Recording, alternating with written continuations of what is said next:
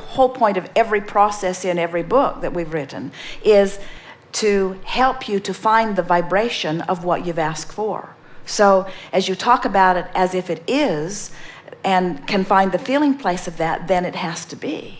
But sometimes you have so much realism going on that when you talk about something that is, that really isn't, then there's an awareness that it isn't, and then a feeling of contradiction that goes on. There are those that say, if I fake it or if I pretend it, even before it is, then it must be. And we say, you can't fake vibration. The vibration is real. And so here's the difference, and you laid it out there so clearly that we can speak it easily.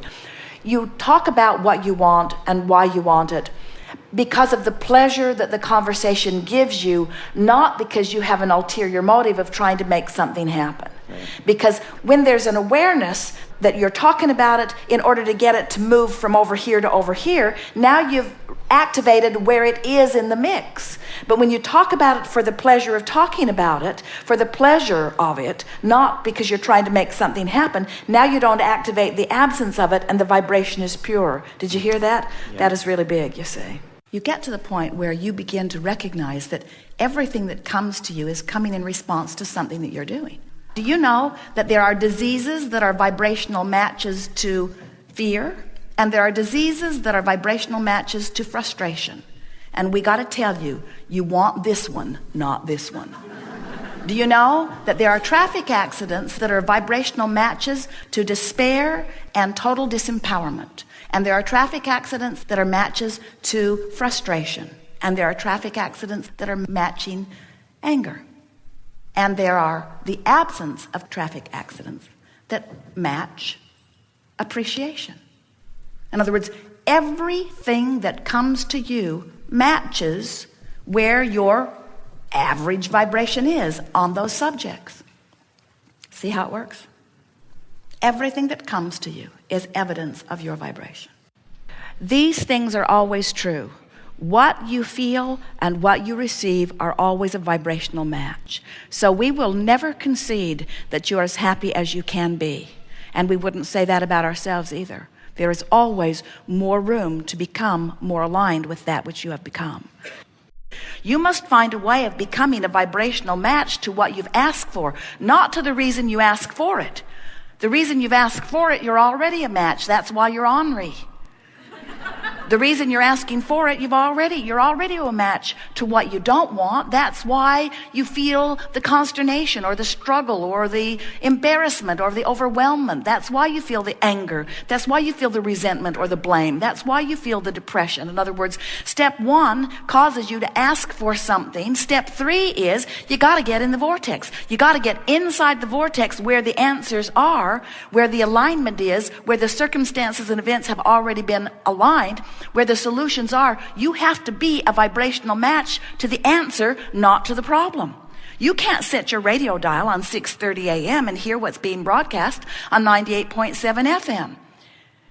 And we don't want to make any of those radio stations angry with us, but one of those frequencies is in the vortex and one of them isn't. Draw your own conclusions. Talk radio outside the vortex. Beautiful music inside.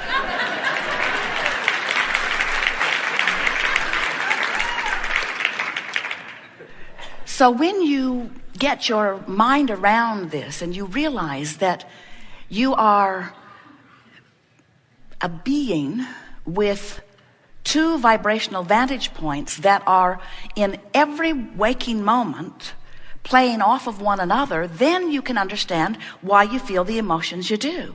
When you feel joyful, it's because there's no resistance within you.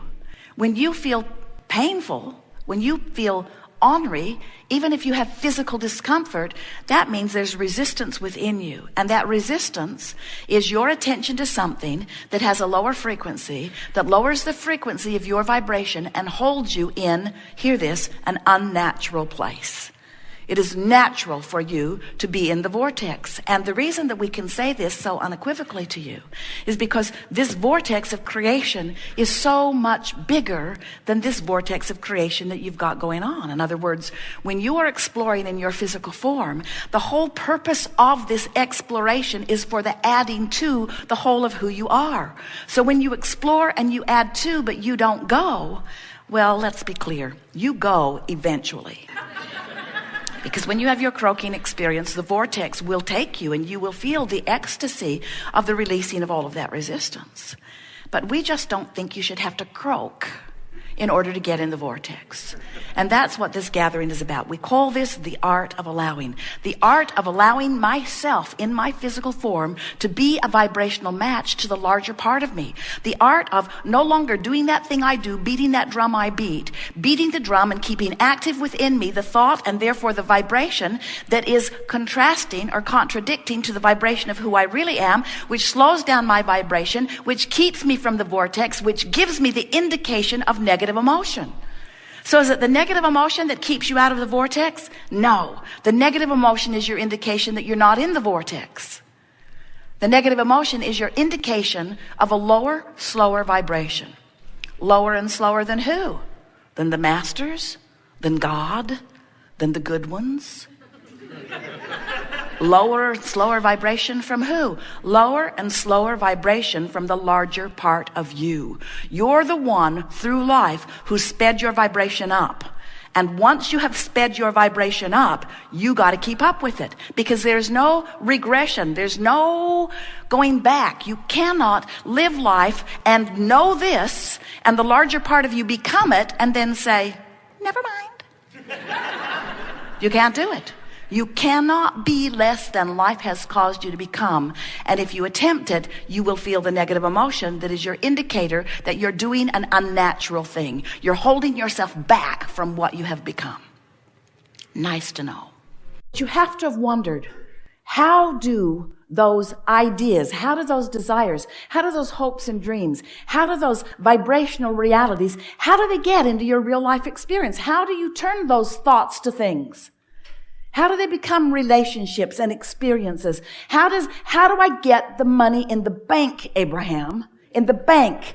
I want to get it out of the vortex and into the bank, okay? How do I do that?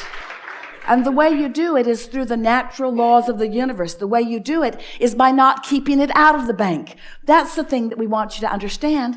You just got to let the door open. You just keep it you stop keeping it out of the bank. Now, how's that? Don't do that anymore. That's not what we're saying. We want to talk about what you are wanting to do. So the way that things move or become from an idea, from a vibrational reality into something that you are realizing is that you have to tune your frequency to the realization of it. Now, we know you didn't want to hear that, but we needed to tell you that.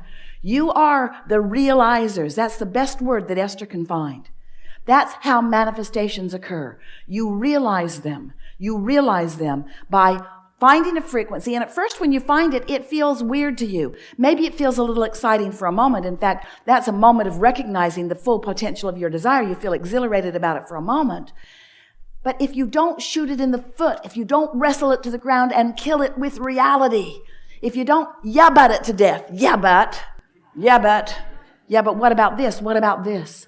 Just know that when you give your attention to things, momentum ensues. And eventually, you can create a belief that is so strong, a belief that is so strong that it will become your reality. You can also create a desire that is so strong that it can become your reality. So what's happening to you? What really happens? What makes the difference? Is your belief so strong or is your desire so strong? How does that play out? And we say, law of attraction gives you the exact balance that you've got going on. You can go a long way in cleaning up those desires. You can go a long way in improving those beliefs. You can go a long way in sifting and sorting your now reality, looking for positive aspects. You can go a long way in looking at what is and finding the things that feel the best. In other words, you have much more discernment. You have much more capability to offer vibration than you've been practicing. And we've written a lot of books with a lot of processes to help you practice. And we are impressed with the application that you've been offering. But today we want to say to you, it's so much easier if when you wake up in the morning, you just say to yourself, I could be wobble-free. I'm wobble-free for now. I'm wobble-free. I don't have to bring into this day the things that were bothering me yesterday. I don't have to do, oh, there it is. I brought it in already. When we first started talking to Esther about this, she didn't make it till breakfast before she was wobbling all over the place. In other words, because you got lots to think about and you've got these practiced thoughts. And we don't want you to be hard on yourself about beliefs that aren't serving you. But we do want you to be aware of what beliefs you have that serve you and what beliefs that don't. Esther will find herself moving through a day, and all of a sudden she'll find herself not feeling so good, sort of this subtle feeling of discomfort, and she will stop now and say, oh, I just uncovered something that I apparently have been thinking about long enough that it surfaced just now. What was I just thinking about that gave me that funny feeling in my stomach? Because when that happens, that's a little piece of resistance that is showing itself to you. And we're not really encouraging that you sit down right then and try to talk yourself out of it, because you will only add momentum to it. But recognizing it, and then at first opportunity, identifying what it is that you do want relative to that. And then the next day, start out thinking about what you do want.